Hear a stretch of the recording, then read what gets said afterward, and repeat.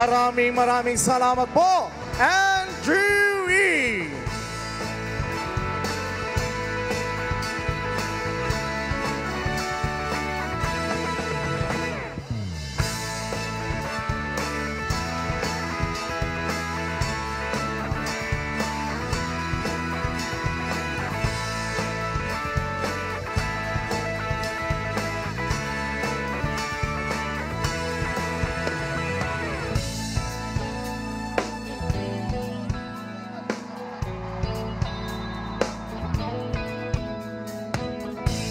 Mga kababayan, upang ipakilala ang panauhing pandangal, amin pong iniimbitahan sa entablado, Ilocos Norte 1st District Representative, Congressman Sandro Marcos.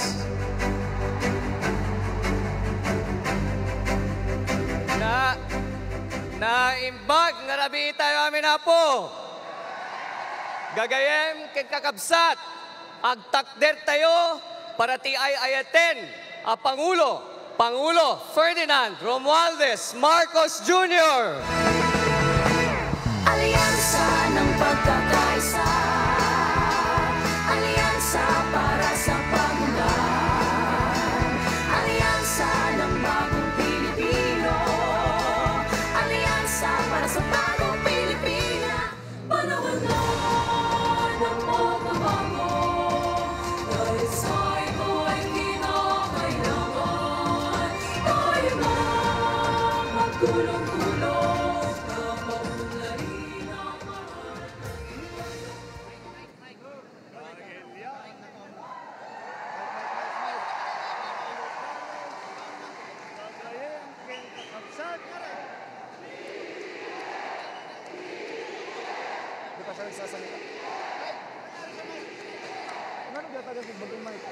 Kailya, Ilocos, kagayem ken kakabsat na imbag nga malemyo amin.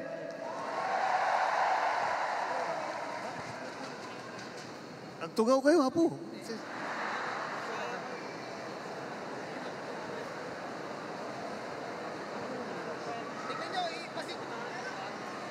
Parang mahirap makapaniwala na nandito na naman tayo sa kampanya.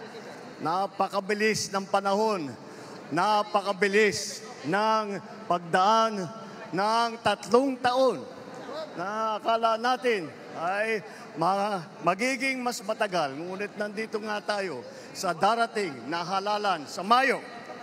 At sinimulan po natin ang aming national campaign, gagaya ng dati, dito po sa ating minamahal na lalawigan ng Ilocos Norte. Andito po ang aming ipinagmamalaki ng mga kandidato para sa Senado. Ngunit, bagamat nakatuon ang pansin natin sa ating mga kandidato para sa Senado, huwag po natin kaligtaan ang halos 18,200 na local executive na ating ihahalal sa Mayo.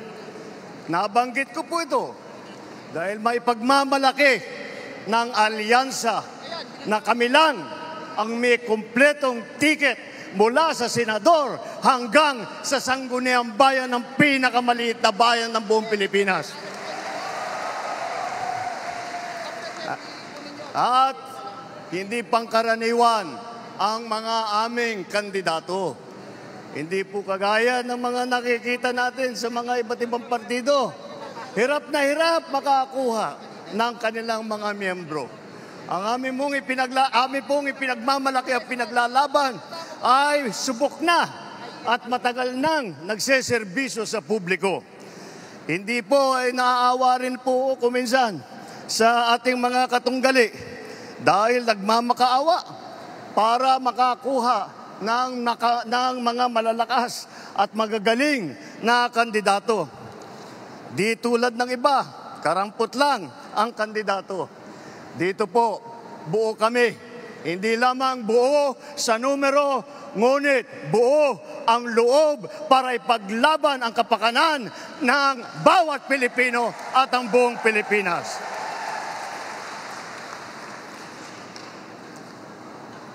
Kaya naman,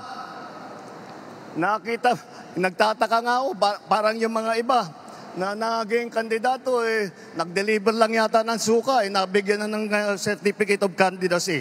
Dahil wala naman natin, walang ikukumpara sa ating mga kandidato. Kung ihahambing natin sa mga napulot nila, ang ticket natin mula sa Senado hanggang Sangguniang Bayan ay mga leader na subok sa serbisyo. Magandang record na pwedeng ipagmalaki kahit kanino. Kung kilatisin natin ng isa-isa, napakatingkad ng ating kakayahan, ng kanilang kakayahan at ng mga pambato para sa pagbabago. At kapag pinagsama kagaya nito na nangyari dito sa alyansa, ay lalong nakaka-impress ang kanilang pinagsamang lakas at galing.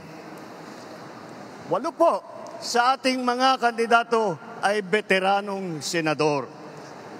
Palitan ko na lang, matagal ng senador kasi pag veterano baka akalain nilang hindi lang luma kundi matanda. Andito po ang ating mga senador, Senator Cayetano, Senator Lacson, Senator Lapid, Senator Marcos, Senator Pacquiao, Senator Revilla, Senator Soto, Senator Tolentino. Pagpasok po sa Senado ng mga re-electionist sa Senado, ay wala na pong OJT. Hindi na mag-aaral. Alam nila ang trabaho. Alam na nila ang pangangailangan ng Pilipino. Alam na nila ang gagawin nila upang gawin at idala sa ating mga kababayan ang kanilang pangangailangan. 7 naman ay nanggaling naman sa Kongreso na subok sa batasan. Andyan po ang mga Congressman Abalos, Congressman Binay, Congressman Cayetano, Congressman Marcos, Congressman Pacquiao, Congressman Tulfo, Congressman Villar. Kitang-kita po naman natin na itong lahat ay sanay na sanay, subok na subok at matagal nang nagpapakita ng galing. Hindi na bagito sa pagpanday ng mga batas. 4 ang nagsilbi sa kabinete. Humawak ng cabinet rank na posisyon. Si Abalos, DILG Secretary. Si Tulfo, nag-DSWD Secretary. Lacson, ng Yolanda Rehabilitation Commission. Tolentino, siyang namuno ng MMDA. Ngunit, sa kanilang katungkulan, ay hindi lang po sila parelax-relax.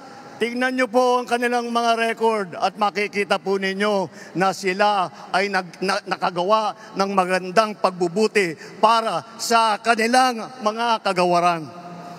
Alam nila ang government work galing sa kabinete. Hindi lang dada, pero gawa ang kanilang ipinapakita. They are not here to oppose. They are here to propose. 3 ang naging gobernador ng malalaking probinsya. Alam nyo na, Manang Aimee, dito sa atin, sa Ilocos Norte. Lito Lapid, Governor Lito Lapid ng Pampanga. At ang Governor Revilla ng Cavite naman. Bukod pa ron, kasama nila ang 3 naging city mayor. Binay, ng Abi Binay ng Makati, Tolentino ng Tagaytay, Abalos ng Mandaluyong. At huwag natin kalimutan na si Tito Sen, Senator Soto ay naging Vice Mayor din ng Quezon City. Hindi rin po tayo nagkukulang sa boses ng kababaihan at maglalaban para sa karapatan ng ating kababaihan dahil 4 sa ating mga kandidato ay babae, pero itong mga babaeng ito ay palagay ko mas matatapang pa ito kaysa sa mga lalaki na nandito ngayon. Mga abogado naman, 4 din. 4 ang abogado natin: Abalos, Binay, Cayetano, Tolentino. Si Aimee nag-aaral din sa law school. At pinagtatalunan lang nila kung sino daw ang pinakamagaling at sino nanggaling sa pinakamagandang eskwelahan. Ngunit lahat yan ay magaling, lahat yan ay matalino, lahat yan ay ginamit na ang kanilang kakayahan upang pagandahin ang Pilipinas. Kung itatanong naman natin, sila ba ay isa lang ang pinanggalingan? Tiga Maynila lang ba lahat? Tiga Luzon ba lahat? Hindi po. Dahil pagdating sa geographical representation, dalawa ang taga Mindanao. Si Manny Pacquiao ng Bukidnon, Sarangani at saka Jensan. Si Erwin naman, lumaki sa Davao, Davao Oriental, sa Sulu, mga probinsya kung saan nadestino ang kanyang bayaning ama. Ang unang Vicente Soto ay naging senador na tiga Cebu. Ang nanay naman namin ni Aimee, alam nyo naman, 100% waray. Alam naman natin pati na ang lolo ni Camille ay galing sa Iloilo. Yan po ang ating ipagmamalaki. Dahil po nauunawaan nila hindi lamang ang mga problema na hinaharap na nasyonal, hindi lang ang mga problema sa taas, sa Senado, ngunit lahat po sila ay may karanasan sa local government, may karanasan sila sa executive. Lahat po sila ay nakapagpakita na ng kanilang kakayahan. Kaya't po ay kayang-kaya naming maipagmalaki. Bukod po dyan, tignan niyo po ang record ng ating mga kandidato. Wala sa kanila ang may bahid ng dugo dahil sa tukhang. Wala sa kanilang kasabwat sa pagbulsa ng sako-sakong pera, pinagsamantalaan ang krisis ng pandemya, pinabayaan ang ating mga kababayan na magkasakit at mamatay. Wala sa kanila ang mga pumapalakpak sa China at natutuwa pa kapag tayo ay binobomba ng tubig. Tinatamaan ang ating mga Coast Guard, hinaharang ang ating mga mangingisda, ninanakaw ang kanilang huli. At bukod pa ron ay inaagaw pa ang mga isla natin para maging bahagi ng kanilang bansa. Wala po sa kanila ang tilang sakristan ng isang bulaang propeta na nasasakdal dahil sa pagyurak sa ating kabataan at sa ating kababaihan. Wala sa kanila ang tagataguyod ng pugad ng krimen, ng sentro ng paglalapastangan ng mga kababaihan na mga pogo. Tayo ngayon ay nasa sangandaan ng ating paglalakbay bilang isang malayang bansa. Bilang isang sambayanang may dangal, may sipag at may talino. Tayo ba ay papayag na babalik sa panahon gusto ng kung kailan gusto ng ating mga liderato maging probinsya tayo ng China? Babalik ba tayo sa nakaraan na ibinubugaw ang ating bayan bilang isang sugalan ng mga dayuhan? Nais ba natin bumalik sa landas na umaapaw sa dugo ng mga inosenteng mga bata na inagaw sa kanilang mga anak, mga ina, kinuha sa kanilang mga tahanan at inagaw ang kanilang kinabukasan? Walang nagnanais na Pilipino na mabalik tayo sa ganyang klaseng pagpatakbo. Kaya naman, pakakatiyak po kayo na kapag ang ating mga kandidato ay naluklok sa Senado at sila ay nagsimula ng kanilang trabaho, asahan po ninyo na sila po ay hindi makikihalo, hindi makikilahok sa ganyang bagay na ating iniwanan na at naayaw balikan. Ito po ang aming ipinagmamalaki. Ito po ang ating mga kandidato para ng alyansa para sa bagong Pilipinas.